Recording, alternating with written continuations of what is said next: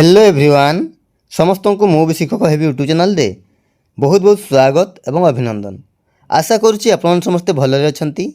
तो आज रही आपण सोशल स्टडीज रु बछा बछा इंपोर्टेंट प्रश्न सबू जहाँकि आपणकर ओटीटी एग्जाम रे बहुत ही हेल्पफुल रहिबो। ठीक अच्छी। तो जो मैंने ए चैनल रे प्रथम थर विजिट करछंती से माने चैनल टी को सब्सक्राइब करके बेल आइकन को प्रेस कर देबे।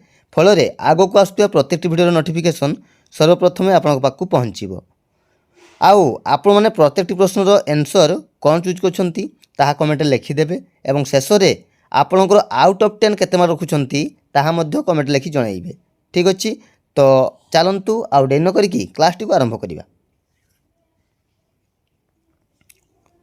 देखंतु पिले प्रथम प्रश्न निम्नोक्त मध्यरु किए वैदिक जुगर प्रसिद्ध नारी थिले। निम्नोक्त मध्यरु किए वैदिक जुगर प्रसिद्ध नारी थिले। Option A Lakshmibai, option B Mirabai, option C Sukhdei, option D Vishwabara. कौन हम राइट आंसर? वैदिक जुगर प्रसिद्ध नारी थिले ऑप्शन डी विश्वबरा है। ऑप्शन डी हो right answer. Next question number 2 वैदिक जुगर आर्य माने सेमानंकर आमोद प्रमोद पाई निम्नोक्त केउटीर साहाय्य नेउथिले। वैदिक जुगर आर्य माने सेमानंकर आमोद प्रमोद पाई निम्नोक्त केउटीर साहाय्य नेउथिले। ऑप्शन ए नृत्य, ऑप्शन बी संगीत, ऑप्शन सी वाद्य ना ऑप्शन डी उपरोक्त समस्त। कौन हम राइट आंसर? वैदिक जुगर आर्य माने सेमानंकर आमोद प्रमोद पाई निम्नोक्त केउटीर साहाय्य नेउथिले। उपरोक्त समस्त। ऑप्शन डी हो राइट आंसर है। नृत्य, संगीत, वाद्य ए सबुथिरु से माने साहाय्य नेउथिले। ठीक अच्छी। तो ऑप्शन डी उपरोक्त समस्त। ऑप्शन डी हो right answer. Next question number 3 वैदिक जुगर आर्य माने निम्नोक्त केउटी जानिथिले। वैदिक जुगर आर्य माने निम्नोक्त केउटी जानिथिले।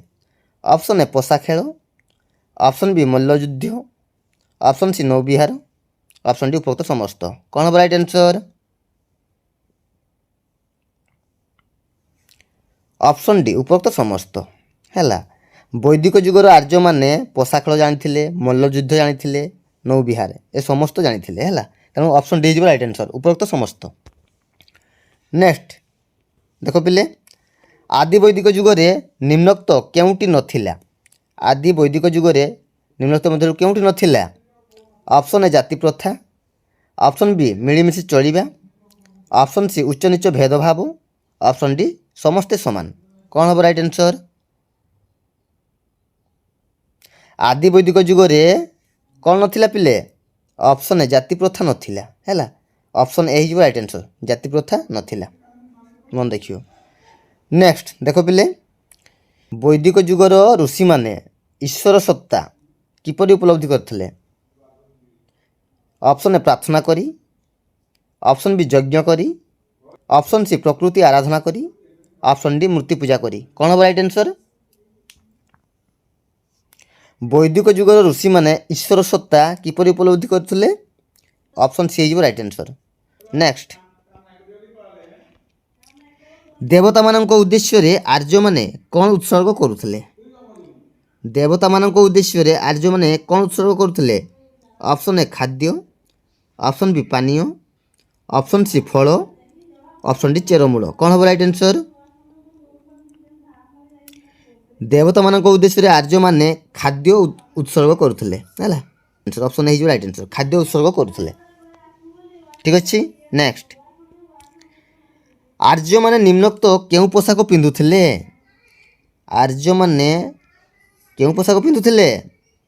सूता पोशाक, उषम पोशाक ना उभय ए और बी ना उपरोक्त केउटी नुहे। कौन हम राइट आंसर? आर्य माने निम्नलिखित मध्यरु सूता पोशाक आउ पशम पोशाक उभय ए एंड बी है। Option C right answer. आर्य माने को पोशाक पिंधुथिले ना सूता पोशाक आउ पशम पोशाक। तेणु ऑप्शन सी हो राइट आंसर उभय ए एंड बी। ठीक अच्छी। नेक्स्ट आर्य माने पिंधुथिबा पोशाकर निम्नोक्त केउटी गोटे भाग अटे। आर्य माने पिंधुथिबा पोशाकर निम्नलिखित मध्यरु केउटी गोटे भाग अटे। ऑप्शन ए भाषा, ऑप्शन बी आदिभाषा, ଅପସନ୍ ସି ନିର୍ବିଭାଷା, ଅପସନ୍ ଡି ଉପରୋକ୍ତ ସମସ୍ତ। କ'ଣ ହେବ ରାଇଟ୍ ଆନ୍ସର୍? ଆର୍ଯ୍ୟମାନେ ପିନ୍ଧୁଥିବା ପୋଷାକର ନିମ୍ନୋକ୍ତ କେଉଁଟି ଗୋଟିଏ ଭାଗ ଅଟେ? ଭାଷା, ଆଦିଭାଷା, ନିର୍ବିଭାଷା, ହେଲା ଉପରୋକ୍ତ ସମସ୍ତ। ଅପସନ୍ ଡି ହେଇଯିବ ରାଇଟ୍ ଆନ୍ସର୍। ନେକ୍ସଟ ଦେଖ ପିଲେ,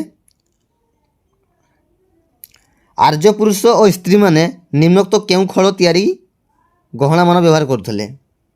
ଆର୍ଯ୍ୟ ପୁରୁଷ ଓ ସ୍ତ୍ରୀମାନେ ନିମ୍ନଲିଖିତ ମଧ୍ୟରୁ କେଉଁ ଖୋଳ ତିଆରି ଗହଣାମାନ ବ୍ୟବହାର କରୁଥିଲେ? ଅପସନ୍ ଏ ସୁନା, ଅପସନ୍ ବି ସୀସା, ଅପସନ୍ ସି ଉଭୟ ଏ ଓ ବି, ଅପସନ୍ ଡି ଉପରୋକ୍ତ କେଉଁଟି ନୁହେଁ? କ'ଣ ହେବ ରାଇଟ୍ ଆନ୍ସର୍? ଅପସନ୍ ସି ଉଭୟ ଏ ଓ ବି, ହେଲା ଅପସନ୍ ସି ହେଇଯିବ ରାଇଟ୍ ଆନ୍ସର୍। ନେକ୍ସଟ ଦେଖ ପିଲେ, ଶେଷ ପ୍ରଶ୍ନ, ନିମ୍ନୋକ୍ତ କେଉଁଟି ପ୍ରାକ୍ ବୈଦିକ ଆର୍ଯ୍ୟମାନଙ୍କର ପ୍ରଧାନ ଜୀବିକା ଥିଲା?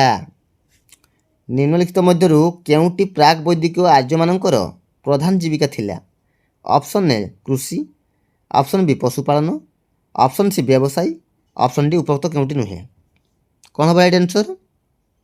ଅପସନ୍ ଏ କୃଷି, ହେଲା ଅପସନ୍ ଏ କୃଷି, ଅପସନ୍ ଏ ହେଇଯିବ ରାଇଟ୍ ଆନ୍ସର୍।